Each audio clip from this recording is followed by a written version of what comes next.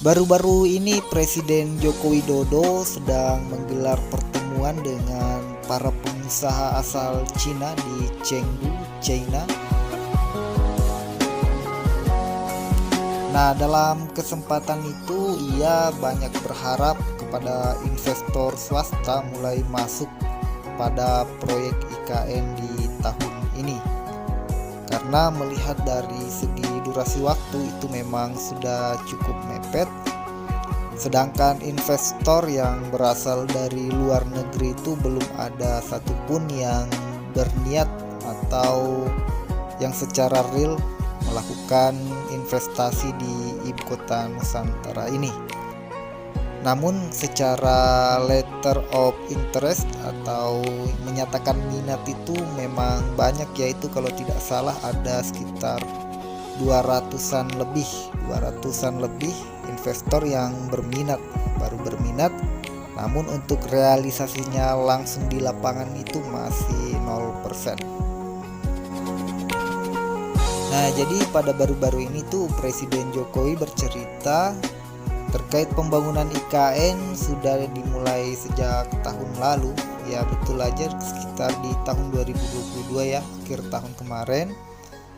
Khususnya kawasan inti pusat pemerintahan.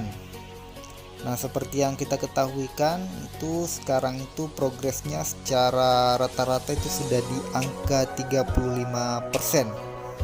Namun kalau untuk istana presidennya itu baru-baru ini saya tahu itu sekitar 23% ya. Nah, Pak Presiden pun berharap ada sektor swasta juga yang bisa mulai masuk pada tahun ini. Tahun depan kita harapkan selesai dan bisa pindah ke IKN. Kita harapkan setelah tahun lalu ini swasta bisa mulai masuk, baik untuk kesehatan, pendidikan, kemudian research data center bisa dilaksanakan tahun ini, kata Pak Presiden Jokowi.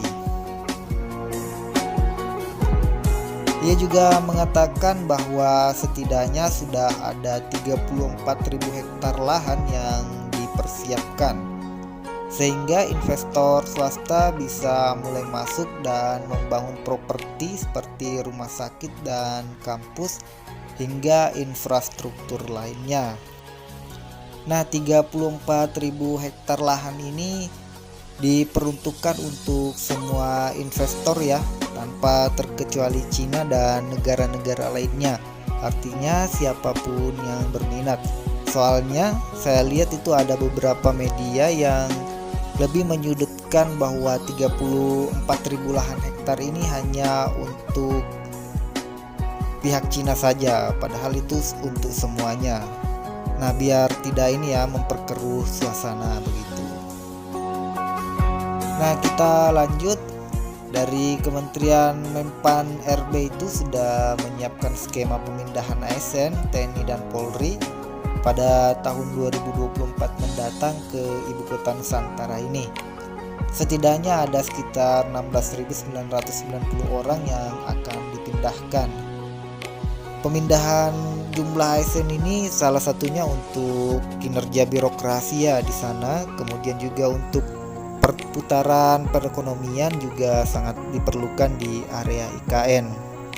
Bahkan kabarnya juga kan dari pihak pemerintah daerah istimewa Yogyakarta juga akan melakukan transmigrasi warganya, itu kurang lebih sekitar 6.000-an lebih orang yang akan ditransmigrasikan ke wilayah IKN.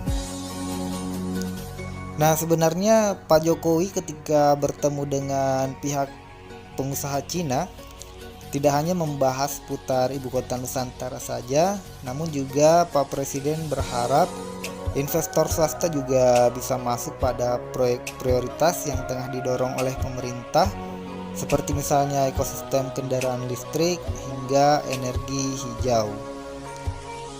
Di bidang EBT, saya ingin mendorong agar investor dari Cina juga masuk di bidang ini karena potensi di Indonesia untuk EBT ada 434.000 megawatt katanya.